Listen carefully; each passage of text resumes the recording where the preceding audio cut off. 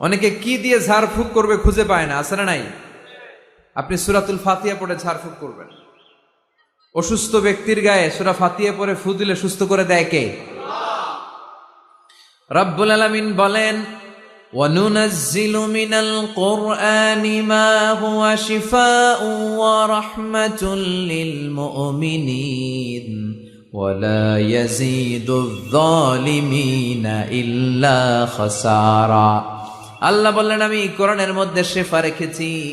এই আল কোরআন আল কারীমের ভেতরে আমি আল্লাহ রহমত দিয়েছি। কোরআন পড়ে ফু দিলে অসুস্থ ব্যক্তিরে সুস্থ করে দেয় কে? আপনি যেই কোনো রোগে আক্রান্ত হন না কেন, আপনি যদি সূরা ফাতিহা পড়ে ফু দেন, সুস্থ করবে কে?